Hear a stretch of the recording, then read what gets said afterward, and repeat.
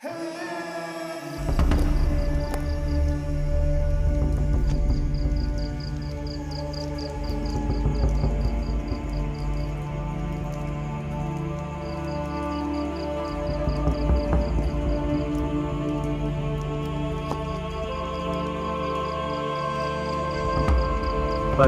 jadinya jika kita bertemu wanita cantik dengan rambut tergerai indah? Apakah akan merasa takut? Tentu tidak bagi diriku. Tatapan gadis misterius itu menghujam jantungku. Meski senyumannya begitu samar, kakiku hendak mendekat tatkala tepukan pelan menyentuh pundak kiriku. "Lian," aku menoleh. Mamak tersenyum hangat menyambutku. Aku bergeming. Mamak memeluk erat tubuhku, bahkan membuat diriku hampir limbung. "Masya Allah Li, kapan pulang? Mamak rindu nak."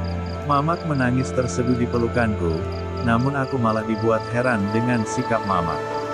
Mungkinkah bisa secepat ini perubahan itu hadir? "Ayo, jangan di pintu, duduk dulu." Mamak menyeret tubuhku untuk duduk di sofa ruang tamu. Aku mengiyakan ajakannya lalu ikut menghempaskan bokongku. "Kok ndak ngabari kalau udah sampai rumah? Seharusnya nelpon gitu, biar Mamak ngetidur lebih awal dari sore." "Dek," aku tertegun dengan ucapan Mamak. Aku menatap lekat manik matanya yang terlihat sembab. Mungkinkah Mamak berbohong untuk hal ini? Bukankah Mamak tadi baru pulang dari Rewang?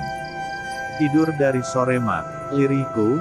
Mamak mengamit telapak tanganku, rasa hangat menjalar di sana. "Iya Lian, Mamak kecapean abis pulang dari pengajian rutin di desa sebelah." Mamak tersenyum. Aku mengelem pelan, seketika suasana menjadi canggung. Bukannya Mamak Rewang tempat Bukde Yati?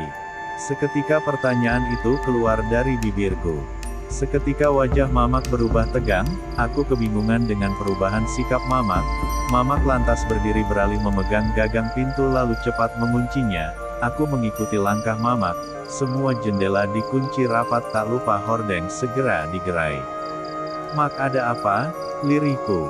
Mamak terus berjalan ke sana kemari memastikan semua pintu terkunci rapat. "Ayo tidur Li," Mamak berucap lirih setelah menatap wajahku. Terlihat perlu membasahi pipi Mamak. Aku menyerengit. Ada apa dengan Mamak? "Ada apa Mak?" Mamak belum menjawab pertanyaan Lian. Langkah Mamak terhenti, lalu berbalik menghadapku. "Mamak Ngarewang Li," terdengar begitu pelan Mamak berujar. Aku semakin penasaran dengan sikap Mamak. Kalau Mamak Ngarewang, lalu siapa tadi yang mengaku Rewang? "Kenapa Mak? Bukannya Ajeng menikah lagi?" ujarku. Bagaimana mungkin Mamak Rewang di malam 3 hari tahlilan Bukde Yati Lian? "Dek, tahlilan? Itu berarti Max D?" ucapku terbata. Mamak menatapku lekat, lalu menunduk, terdengar helayan nafasnya. 3 hari yang lalu Bukde Yati meninggal Lian, dan malam ini adalah tahlilan ketiga untuknya. "Innalillahi," lirihku. "Lalu bagaimana pernikahan Ajeng Mak? Apakah mungkin menikah di saat berkabung seperti ini?" Rasa penasaran kian menjadi. Mamak kembali mengangkat wajahnya. "Dari mana kamu tahu Li, kalau Ajeng akan menikah?" Mamak menatap wajahku. "Dari Sabto Mak, teman masa kecil Lian." Aku berkata jujur, bukankah memang benar kalau aku tahu hal ini darinya? "Lian." Mamak terdengar mengantung kalimatnya. Aku sedikit gelisah dari raut wajah Mamak. Dapat kupastikan ada hal besar yang ingin ia sampaikan. Bukde Yati meninggal setelah mobil yang ia tumpangi masuk jurang, bersama dengan tenda resepsi yang dibawa untuk pernikahan Ajeng Nak. Mamak menjeda ucapannya. Aku mendengar semua kalimat itu begitu jelas. Mamak membenarkan letak jarik yang menutupi kepalanya sebagai pengganti selendang. "Dan kau tahu Li, siapa sopir yang turut ikut bersama Bukde Yati?" Mamak melemparkan pertanyaan yang tentu saja aku tak bisa menjawabnya. "Dia Sabto, Lian, teman masa kecilmu." Duar, bagai disambar petir di siang bolong. Aku tersentak kaget. Seketika kedua kakiku limbung hingga hampir terjerumus jika tidak cepat Mamak berlari menghampiri tubuhku. "Astagfirullah, Lian, ada apa?" Mamak memekik kaget melihat keadaanku. "Mamak berbohong," ucapku lirih. "Aku merasa ini semua omong kosong." jelas aku melihat senyum Sabto tadi siang, bahkan aku sempat memeluk tubuhnya begitu erat, bagaimana mungkin jika itu bukan Sabto? Lian, Mamak tahu Sabto adalah teman masa kecilmu, tapi Mamak berbicara jujur Li, Sabto meninggal di tempat di saat kejadian. Aku menatap manik mata Mamak, tak ada kebohongan di sana, Mamak berucap jujur. Mak, aku menjeda ucapanku, ketika gedoran pintu saling bersahut-sahutan. Baf, baf, baf, Lian ayo kita rewang. Baf, ayo Lian, ada seni wayang juga di sana. Brak, baf, aku tersentak kaget, suara itu milik Sabto. Mamak menggenggam erat tanganku, aku merasa tangan Mamak gemetar begitupun dengan tubuhku yang tiba-tiba menggigil. Aku melirik jarum jam tepat jam 12 malam, Mamak turut memperhatikan pandanganku. Lian ayo berangkat, kita rewang. Suara Sabto mengema, aku sampai menutup telingaku, Mamak berdiri melangkah mendekati daun pintu yang sudah dipastikan jika ada Sabto di balik pintu itu, entah itu memang benar tubuhnya atau hanya arwah penasarannya saja. Allahualam, nak Sabto, Mamak tahu kamu rindu sama Lian. Tapi sekarang Lian sudah lelah ingin istirahat terlebih dahulu. Pulanglah Li, insyaallah besok Mamak menemani Lian berziarah ke makammu. Ucap Mamak dengan tenang, hening, hingga suara langkah kaki begitu ramai terdengar menjauh. Mamak terduduk dengan bahu berguncang, Mamak menangis. Aku segera menghampiri wanitaku, wanita yang telah melahirkanku itu terguguh dengan isak tangisnya. Mak, ada apa? Aku memampah tubuh Mamak untuk kembali duduk di sofa minimalis di ruangan tamu ini. Aku berlari ke dapur hendak mengambil air putih. Tepat setelah pandanganku tertuju ke meja yang beberapa jam lalu sempat sesosok yang kukira Mamak meletakkan makanan di sana.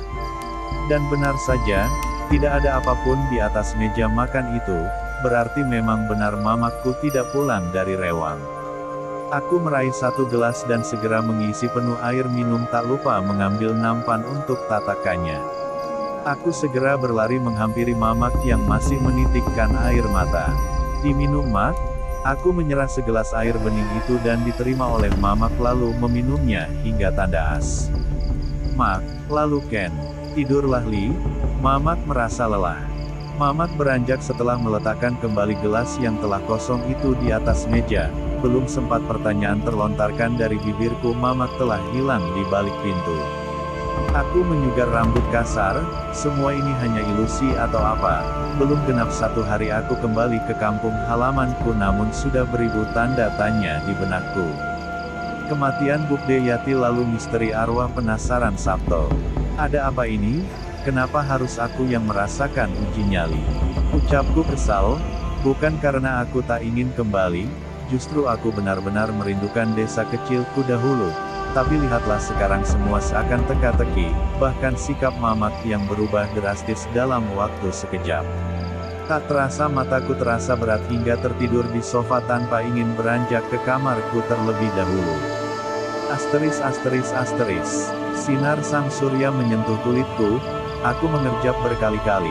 Jam dinding menunjukkan pukul 7 pagi, itu artinya aku kesiangan untuk melaksanakan kewajiban sebagai umatnya. Astagfirullah, aku mengusap wajahku dengan kasar. Sudah bangun Li, suara lembut Mamak membuyarkan pikiranku. Aku tersenyum menatap kedatangan Mamak dengan nampan berisi 2 mangkuk yang terlihat mengepul. Kupikir itu bubur, mengingat bahwa Mamak pecinta bubur. Ayo cuci muka dahulu, terus sarapan, Mamak udah buatin bubur kesukaanmu. Mamak tersenyum ramah. Aku menatap wajah tuanya dengan hati begitu tenang. Inilah Mamakku, wanita yang selalu bercahaya wajahnya, bukan karena usianya, tapi karena aura ibu yang begitu kental, wanita yang selalu menjadi garda terdepan untuk anaknya.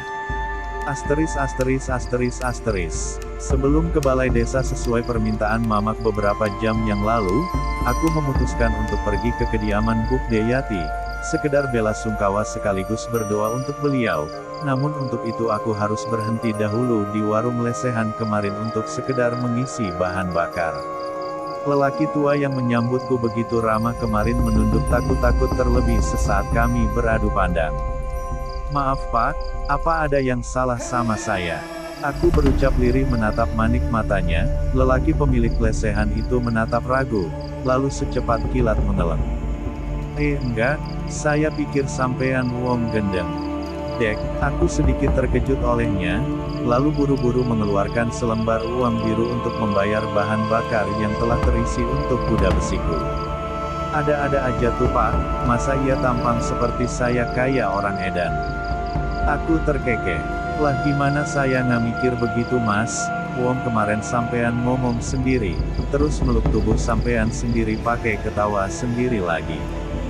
Deh.